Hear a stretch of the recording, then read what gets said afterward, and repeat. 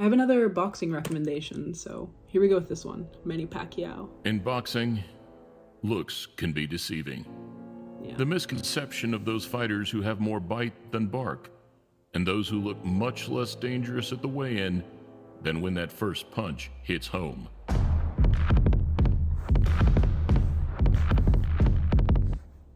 And alongside Ruiz Jr., Golovkin, and many more, very few fit this persona quite like the man who can be considered today's most successful active fighter. Manny Pac-Man Pacquiao. A relatively small, kind, and humble Filipino fighter whose fight night performances bring much more than meets the eye. Here, contrasting the humble and the arrogant, we look at some of Pacquiao's opponents from the past, around the time that he was, arguably, at both his physical and commercial prime, all of which, rightly so, believed that they could beat the 8-weight world champion. I think he has all the tools it takes to beat a guy like Manny Pacquiao. If there's ever a time for Hatton to be able to beat Pacquiao, he'll be in this fight. In the same performances that lead to Manny becoming one of boxing's most respected figures of all time. Please click thumbs up. Ooh, I wasn't expecting documentary style. 8-weight world champion is insane. What's the heaviest weight he fought? But what was it? So last month, I think it was, we'll just say recently, we watched a video on Mike Tyson, and then I had requests to watch boxers from different weight classes. And the name I saw the most was Manny Pacquiao.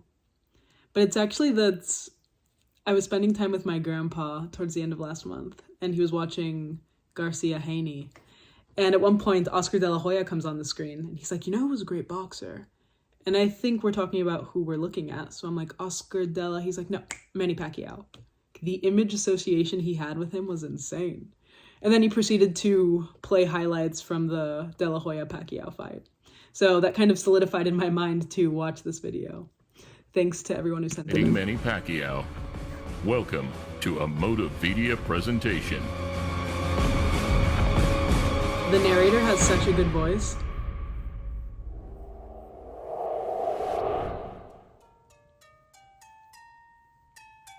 First up, we go back 11 years to a night billed as the Dream Match. Pacquiao versus De La Hoya. I just have to make sure Pacquiao, when he comes in with his explosive style and his hard punches, I have to make sure I have my hands up. Even then, Manny was considered the world's #1 pound-for-pound fighter. However, many pundits speculated that the size and reach difference was simply...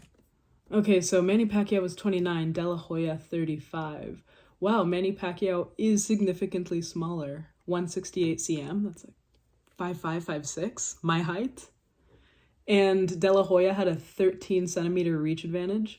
Too great. My motivation has been his skills.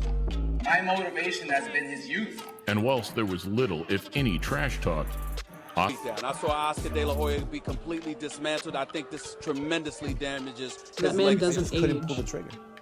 I was gun shy. Were you hurt in that fight? Never. Just emotionally. Has a lot of energy. That was very difficult. We didn't know him to be what he was and what he became after that.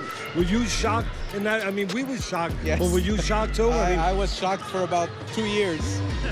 Honest seeming answers. Next, 6 months later, a showdown with Britain's beloved brawler, Ricky Hatton.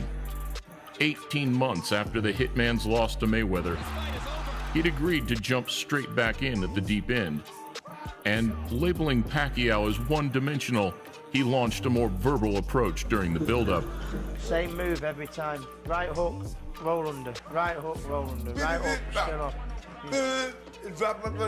Just give him something to spin off onto. Got a feeling Ricky Hatton's going to pull it off. If there's ever a time for Hatton to be able to beat Pacquiao, he'll be in this fight. One that a devastating loss that ultimately led to Hatton's retirement. So that man did win, but I mean, when they put his hands like that so early on and that, you know, a lot of ifs and buts, but that's boxing. One punch, that's all it's in set.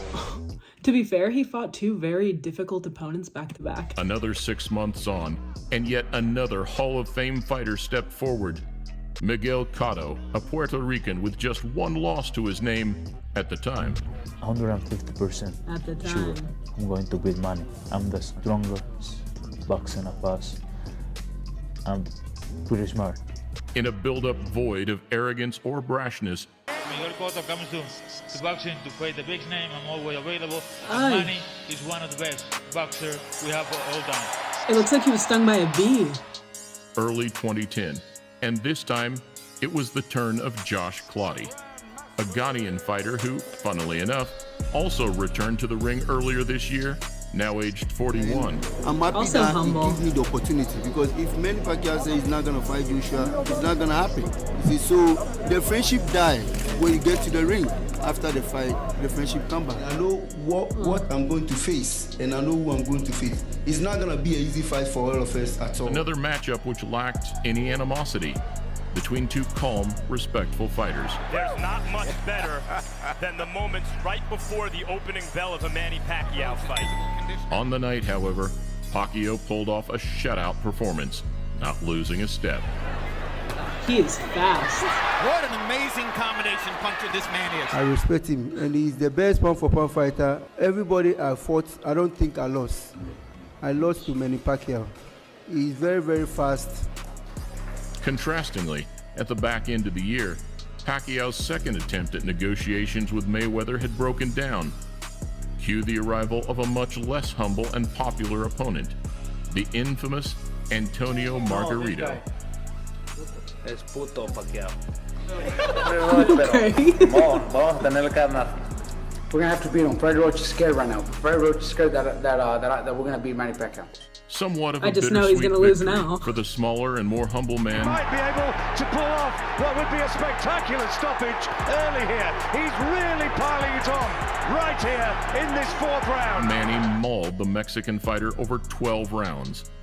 And there truly couldn't have been a more fitting occasion for Pacquiao, now the octuple champion, to reach boxing's greatest accolade. Ya no me dejaba mirar bien. We knew Manny was very fast, and we were going good until I got cut, and then that's when the problems started coming. Look at those orbital Next, bones. 11 months after Manny's knockout loss to Marquez in late 2012, he returned to face Brandon Rios, also trained under Robert Garcia in California. You know what? To me, I think he's scared, and Freddie Roach is scared. I wouldn't be surprised if he tried to cancel the fight, saying that I hurt my hand or something, just because he's scared. After the first clash of camps in the Margarito fight, it meant that the beef this time around was more about the trainers than the fighters themselves. Straight up the middle. Yet in the same clinical fashion, Pacquiao proved too fast and too active, putting a second L on Rios' resume.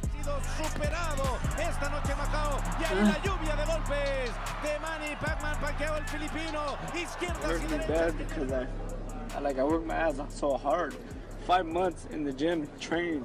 Go back and look at the 24/7. I look at all the shit I was saying. I shouldn't be saying that shit. I fought one relation. Another year on, It seems like by the end of fighting him, their opponents or his opponents now seem really humble. I don't know if his character is infectious and it rubs off on them, or if he literally just hammers it into them. and another unbeaten fighter. This time, the smart, fast New York native, Chris Algieri. And we're straight to the table. After I beat Manny, I'll have a lot more pull and a lot more juice to be able to I've never seen this win, but by knocking Manny Pacquiao out in China, right next to his hometown. I mean, that's it's hard to say what would happen after that, but that would either way, my career is going to be catapulted into another stratosphere after this fight. So Humble and respectful, he entered the fight with nothing but praise for Pacquiao. Pacquiao said, if he doesn't want to punch, I will create an action. If he does punch, I'll count it. By Pacquiao stuns Algieri. Looks like he hits really hard. Praise that he's continued to preach exponentially throughout the Filipino's ongoing career. He's a savvy veteran with 65 fights, and he knows exactly how his style works. Even to today, 6 years on, That's nice. where he expects him to overwhelm Keith Thurman in a couple of weeks' time. Less than 3 years ago, Jesse Vargas also came in thinking he had the tools to beat a now aging version of Manny.